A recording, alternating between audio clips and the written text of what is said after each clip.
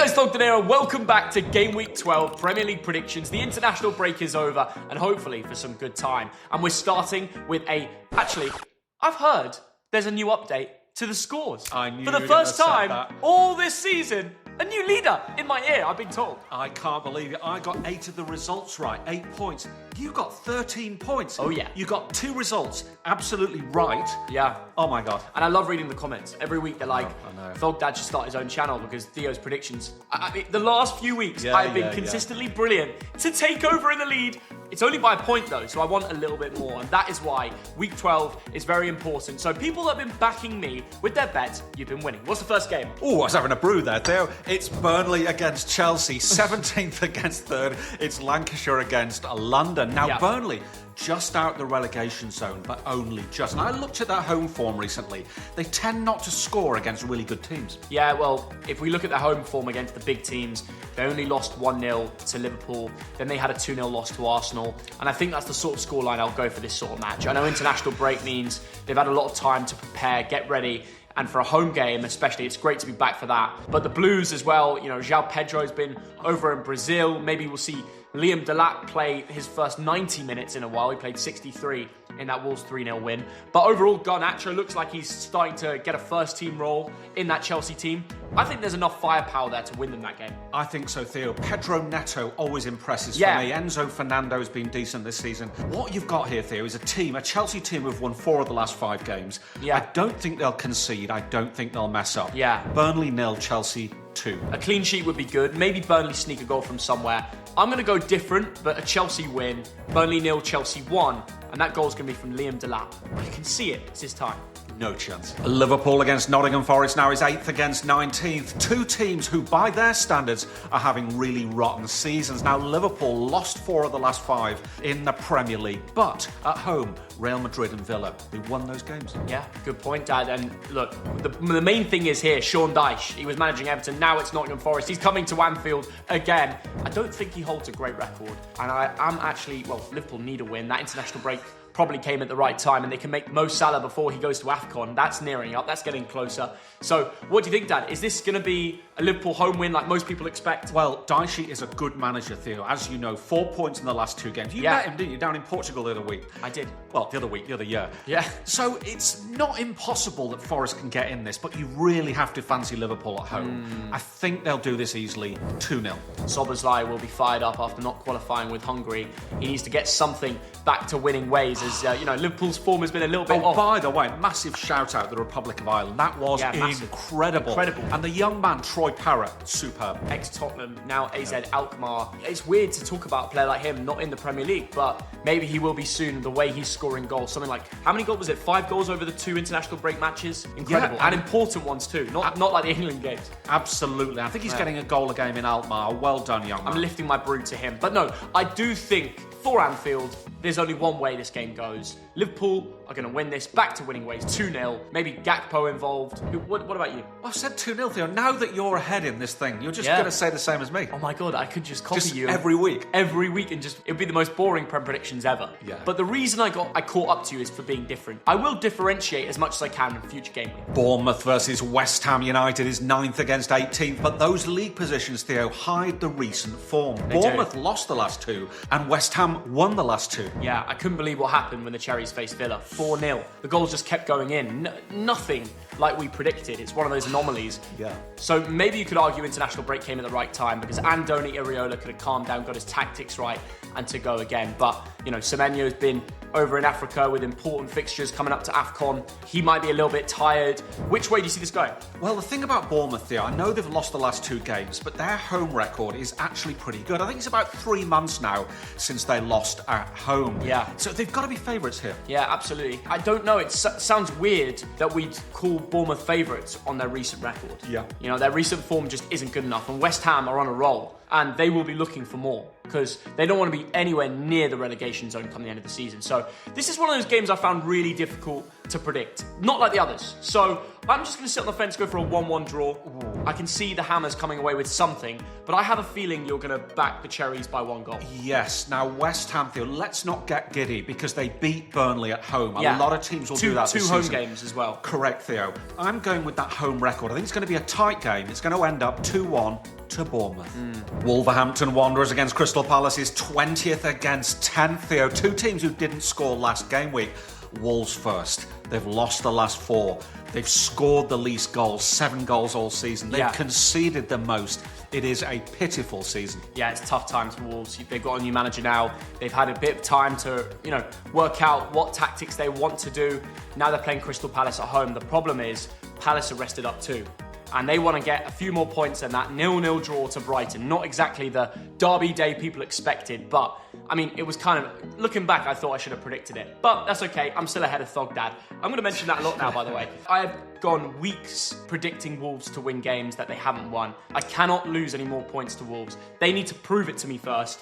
Crystal Palace 1-0. The thing about Wolves this season, they're just not playing well there. I know they had a couple of games where they were a bit unlucky, like at Spurs, but overall, you look at Palace, and by the way, half the England team is Palace these days. That's true. So they're not that rested. They are just better than Wolves. Defensively, I think they've conceded 9 goals all season. But having said that, they've only won 1 in 5. So if this is a draw like a 1-1, I wouldn't be surprised. Yeah, I think it will be a closer game than people imagine. It's not going to be a 3-0. You say that, but then when Munoz is whipping them into Mateta, it's like, I'm going to only go for a 1-0 win to Palace. What about you? A few more goals? I'm going to go similar. I think Wolves will score. Okay. They usually score at home, Theo. It's going to be Wolves 1, Crystal Palace 2. Wow, backing Wolves to score. Yeah. Interesting. Maybe Strand Larsen now that Norway have qualified. Go for it. Brighton and Hove Albion against Brentford now is 11th against 12th. It's a mid-table derby, but more importantly, it's the battle of the owners. It's Tony Bloom against Matthew Benham. We've met most of them. We've played football, of course, with Matty Benham. This is a grudge match. The owners hate each other, don't they? Last time it was Brighton 4, Brentford 2. Brighton back at home, they'll want to get scoring more than they did at Palace. And I want to get 3 points, simple as that. They're both right exactly by each other in the Premier League table. Their owners love to, work out what... they give the players the eye test, but they also love numbers. That's simple as that. And I think when it comes to this game, it matters twice as much. It's not really a rivalry to the fans, but it's a heated game. How do you stop Igor Thiago is the question for the Brighton. 8 goals in 11 games, smashing it this year, no doubt. He has filled the boots brilliantly of previous strikers. But, what do you think? Well, these are 2 good teams there. Of course, Brighton, they had another derby, the M23 derby. They came away with a point. But the difference here is they're playing at the Amex. Yeah. Now, it's game week 30 of last season since Brighton last lost on their home turf. And the thing about Brentford, Theo, they've won 3 of the last 4, but away from home, it's win 1, lose 1, 6-7, 6-7. I know. It's win 1, lose. They rarely draw away from home. You're doing you're doing the Frank now, just because he did it in a press conference. 6-7! I know, but how's this going to go, Theo? I don't know. Could be I don't anything. know. I just changed my prediction from a 1-1 draw because I think Brighton edged this one. They need to win. They've got very good players. Welbeck is on fire this year. Yeah. They've got Minter on one side, maybe a cheeky Mitoma on the other. They've just got firepower, and at home they've backed it up with 3 points. So, 2-1 to Brighton. What do you think? I think it's going to be 2-1 to Brighton. We agree. We haven't in a while. True, but I just think that's right. Fulham against Sunderland is 15th versus 4th. It is South against the North, Theo. It's 2 teams with contrasting form. But once again, I think you've got to look at Craven Cottage. It's a home game, and Fulham's record at home is very, very good. It is good overall. They did lose to Arsenal 1-0. And, I've watched Fulham this season. I've been at the stadium. I know it was an EFL Cup game. But you can't ignore Sunderland's form. Yeah. They're just so good. The last time down to London, I think they beat Chelsea. They did. How can anybody forget that? And then, they did lose to United 2-0. But they drew 2-2 with Arsenal. They did. They scored 2 goals against Arsenal. 2-2 draw. They were winning 2-1. Ballard as well against his old club. Just to add to all this, they have, I think, 6 or 7, I didn't even mean that, African players who will be going to AFCON very soon. So they need to get as many points as possible. Seriously, they need to. And this is one of those games where it's there for the taking. Fulham will be worried. They've got Sasha Lukic, who's suspended, so I think Tom Kearney will go into the midfield. I would back Granit Xhaka over him, just my opinion. Sunderland have firepower right now. They've got confidence, momentum. Yeah, they didn't do it against United, but they'll continue to push and go. Where do the goals come from Fulham? I think that's what the fans have been asking all season. They'll have Raul Jimenez up top. they'll have maybe Harry Wilson and, what's his name? David? What's it? The Brazilian on the wing. He's got 0 goals, 0 assists. I can't even remember his name. Kevin. That's the problem. There's not enough goals. Wilson Isidore has got more goals than the whole forward line of Fulham. So how can I back them? Do you know, Sunderland are a really hard team to play. They stop you from playing football. Superb what they're doing this season. They're in the Champions League position, and Fulham are 1 point from the relegation zone. But it comes back to that Craven Cottage thing. And for some reason, against what the bookies think, I think this will be a 1-1 draw. What do the bookies think? Do you know what, Theo? I think surely Sunderland have got to be favourites here. I think Fulham are big favourites. Are they? They're big favourites, yeah. Wow. I checked the odds just before this. Wow. Fulham are big favourites. I'm going to back Sunderland to win because I compared the teams and Sunderland are better. They've got better players. They're scoring more goals. They're more confident. And their last trip to London, they won. I have gone all year not backing Sunderland, and they've been my biggest loss of points. I did a whole Excel spreadsheet on what I'm losing those points on. It's Sunderland. Wow. So I will back them to win. Ignore everything. They are better than them. And that is proven on recent form. So Sunderland, and it'll probably be Isidore again, or I don't know. They've got so many different players. Ballard usually scores a header, but they're clearly not afraid to go away and win games. So let's see if they can do it on another London trip. Newcastle United against Manchester City, 14th against 2nd. It's the battle of the billionaires there. Now, the billionaires, the Geordie billionaires, their season has not really got going. They are 2 points above the relegation zone. They've won 1 of the last 4 games. It's going a little bit wrong, isn't it? It's a tough one. At home, they've been brilliant, though. Champions League, Yeah. Premier League. They've won all the last 5 games. Yes. So it's just when you go away, it's a very different team and they mess up points in games that they should. You say that, Theo. They are very good against mediocre and lower level teams, but at home they tend to lose to the likes of the Barcelonas and the Liverpools and the Man Cities. The really good teams like the Atletico Madrids come there and get points. And that's why I favour Man City in this game. I know last time they played it was a 2-2 draw. I know Walter Marler's scoring goals internationally and he'll come back to continue to do that. I know Newcastle are a real threat at St James's Park, but City are on fire right now. Yeah. Simple as that. They just are, and you can't stop them. And it doesn't even matter who they play. Haaland will be up there scoring goals because he's eating his tomahawks, he's drunk his raw milk. Newcastle 1, Man City 2. I mean, you've got to give it to Manchester City. That result against Liverpool, winning 3-0, wasn't even close. That is a huge statement. Yeah. 23 goals in the Premier League this season. That is the most of any team.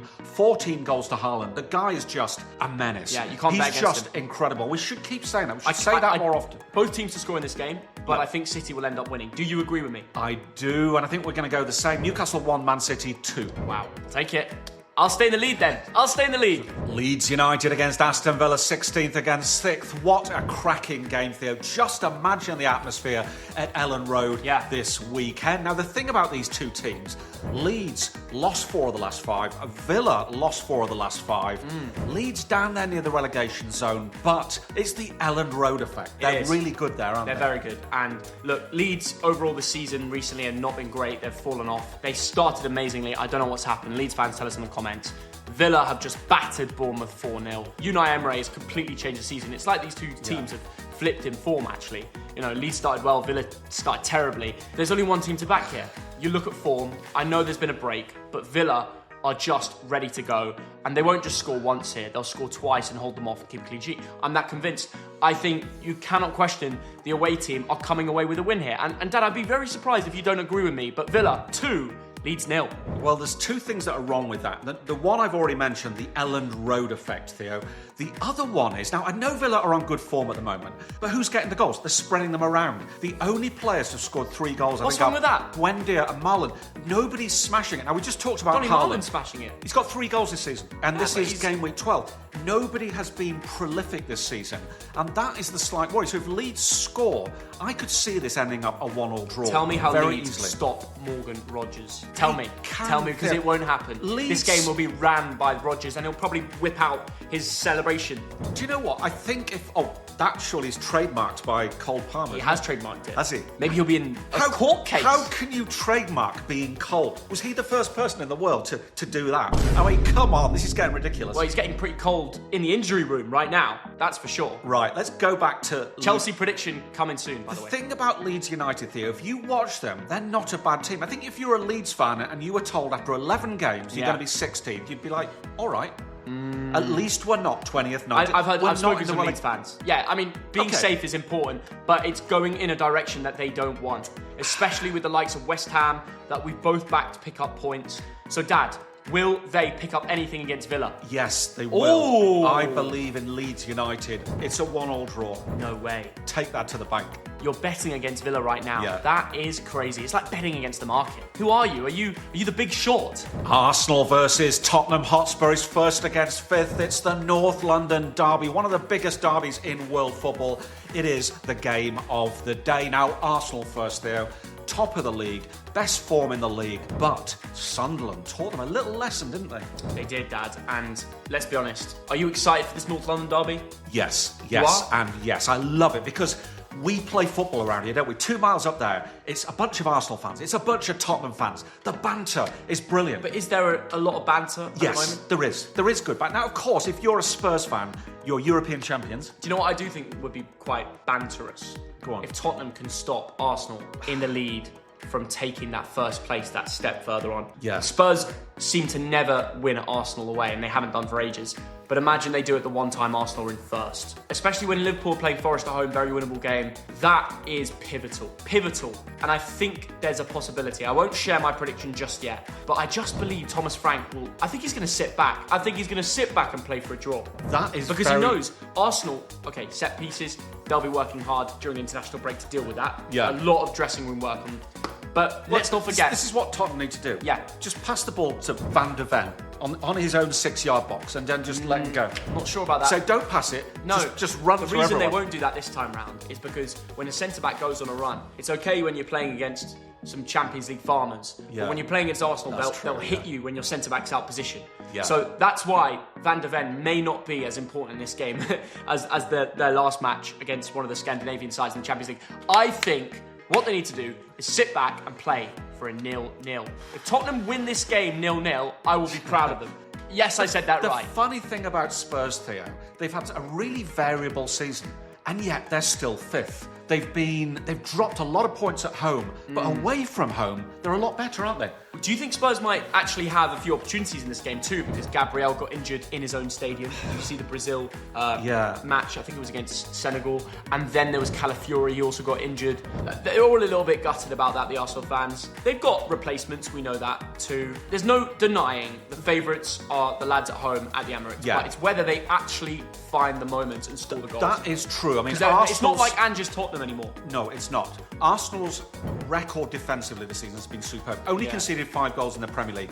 2 of them were last game week against Sunderland. So that's 3 in the other 10 games. Interesting. The thing about Arsenal this season, they are pretty good in every single position. Every part of the pitch, they're best in class, apart from a centre forward, because that's Man City and Haaland. Overall, Arsenal should win this tie 4 out of 5 times, and I think they will here. So I've gone for Arsenal 2, Spurs 0. Which is quite ballsy considering they just drew to Sunderland. It is, but that was at Sunderland, and they're just having this. Yeah, but this is the North London derby where form doesn't matter.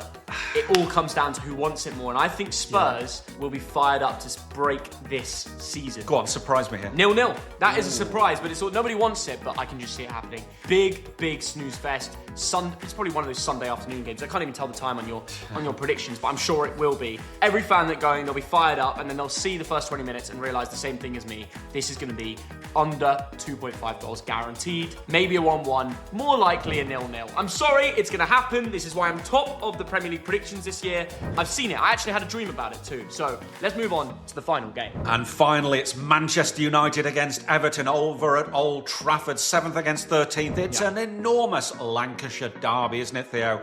Man United, unbeaten in 5. They are. But the last 2, they drew them, so the guy's not had his haircut yet. Ooh. They're playing an Everton team who are pretty unbeatable at the Hill Dickinson, not as good away from home. Yeah, I think it could be looking good for the United strand because not only did they beat Sunderland, which nobody seems to be able to do recently, they are playing Everton at home, and the Toffees at home are very good.